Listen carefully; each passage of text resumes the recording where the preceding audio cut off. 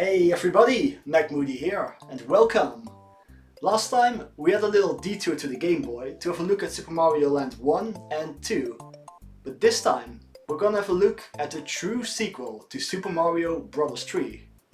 This is Super Mario World. Super Mario Bros. 3 was a massive success for Nintendo. The sales of that game and the original Super Mario Bros. Really set it on the map and ensured that Mario would be one of Nintendo's biggest franchises. But despite this, sales for the NES and the Japanese Famicom itself did slowly start to fall off in the late 1980s. So it was time for Nintendo to release their next console that was able to produce crispy 16-bit graphics, to be able to compete with other consoles at the time, like the Sega Genesis. The Super Nintendo Entertainment System, or Super NES, or Super Famicom in Japan, would be released in November 1990 in Japan, and to kickstart sales, it just needed a new Mario game on there. Initially, Nintendo just wanted to port over Super Mario Bros. 3, which they did later as part of the Super Mario All-Stars collection, but for the first Mario game on the system, Miyamoto decided that they should use the updated hardware and 16-bit graphics to their advantage, and create a completely new Mario experience. Development for this game would take about 2 years, and would focus on new ideas that were not possible on the NES, with Shigeru Miyamoto and Takashi Tezuka on the helm again,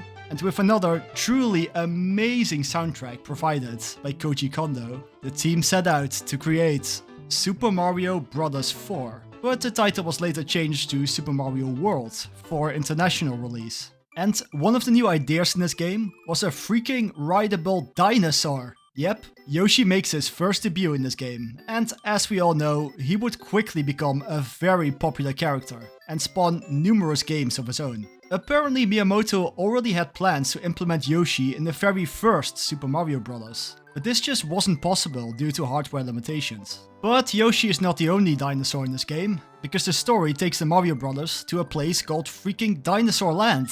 Welcome to Jurassic Park.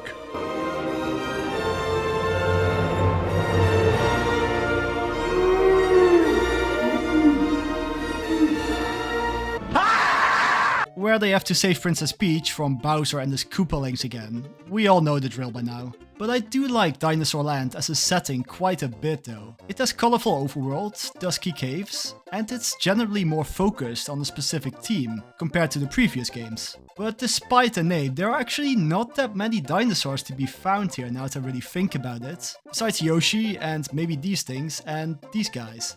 Gameplay wise, about everything that Mario could do in Super Mario Bros. 3 is here as well, but the controls are even more precise this time around. Mario's mid-air control is just unmatched in this game, making precise platforming not only easier, but incredibly fun as well. But this jump is a bit less floaty compared to Super Mario Bros. 3. Mario will just fall a lot faster, and he accelerates a bit quicker on the ground as well. This might take some time to get used to, but overall these controls are close to absolute perfection. But new to Mario's arsenal this time is this spinning jump that can take care of most enemies in this game, and break certain blocks as well. And for some reason, you can just land on spikes and things like freaking saw blades. I don't get it. The same 2-player mode from the previous games returns as well, where player 2 controls Luigi and takes over when player 1 dies. The Mushroom, Star and Fire Flower return as well. But the main new power-up of this game is the Cape Feather. And this might be the most overpowered power-up in Mario history.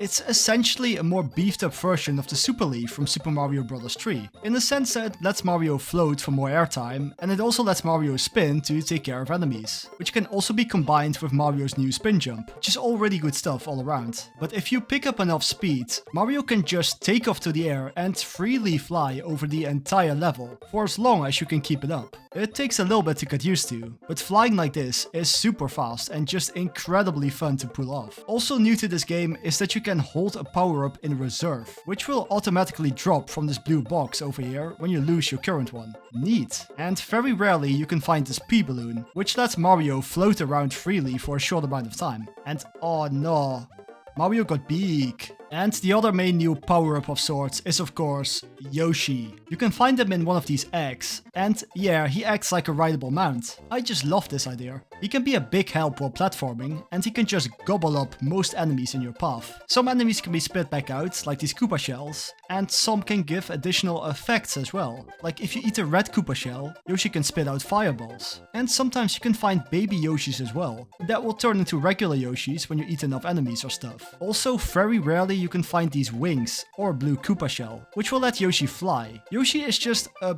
blast when you have him, and when you have Yoshi and the Cape Feather, oh man, it's just peak. Until you have to sacrifice Yoshi for the greater good of humanity. Yoshi, I'm so sorry!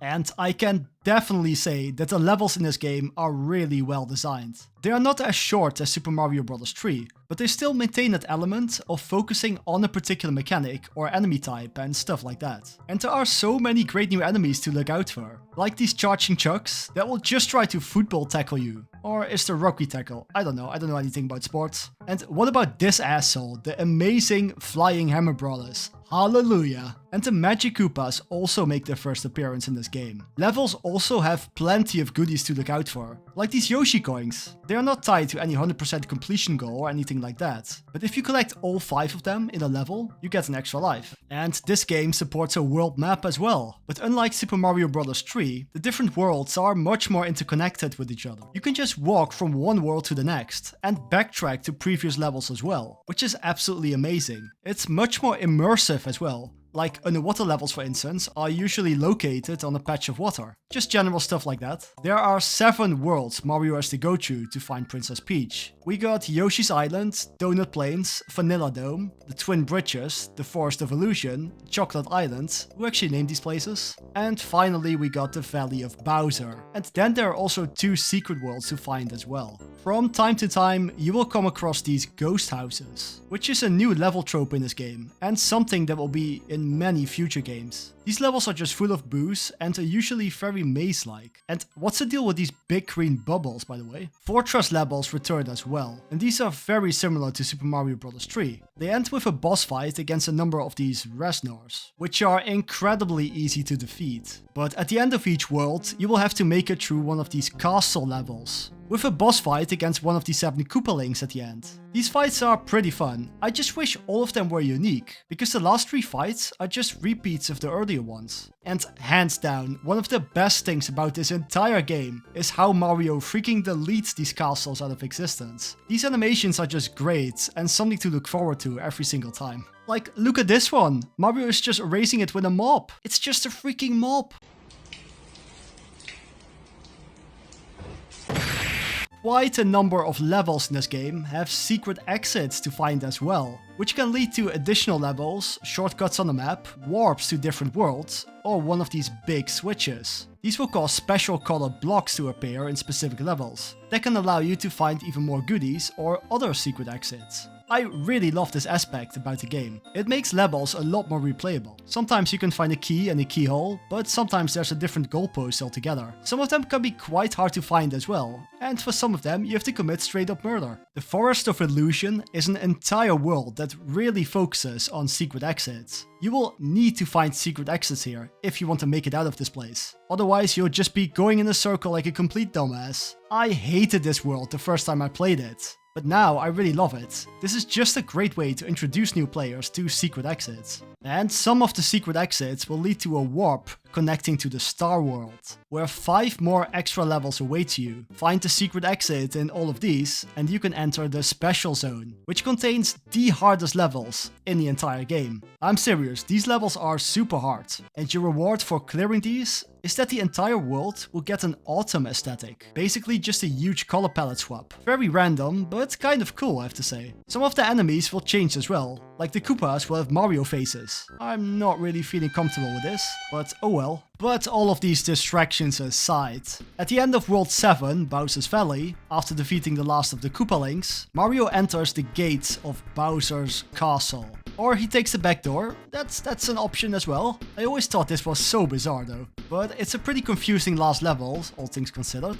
For the final battle, Bowser takes you on in his Koopa Clown Copter thingy. It's a pretty odd boss fight, but I do like the music and the set piece here quite a lot. Bowser will drop things at you like these flames or these huge freaking bowling balls. and these Mecha Koopas, which you have to pick up and toss back at Bowser. After enough hits, the princess is released, and they return back to Yoshi's Island, accompanied by one more amazing piece of music by Koji Kondo, marking the end of Super Mario World. Wow, what a game. This game is still regarded as one of the best Mario games of all time. Heck, one of the best 2D platformers of all time. It is usually a discussion between either this game or Super Mario Bros. 3. And even though it's not my personal favorite Mario game, it's undeniable how incredibly fun and well designed this game is, and what this game managed to achieve. This game remains one of the best Mario games out there,